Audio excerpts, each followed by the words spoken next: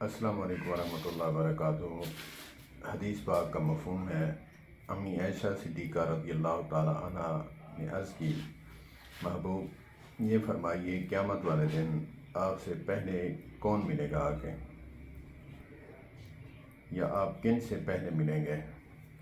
تو آقا کریم علیہ الصلوۃ والسلام نے فرمایا کہ وہ میری بیوی جس کے لمبے لمبے ہاتھ ہیں، لمبے ہاتھوں والی۔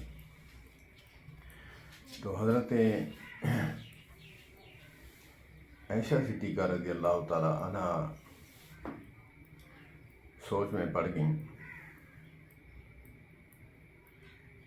تو آقا کریم علیہ الصلوۃ والسلام نے فرمایا کہ آپ سمجھ تو گئی ہوں گی میں نے کس کے بارے میں کہا؟ محبوب نہیں، آپ بتا دیجئے۔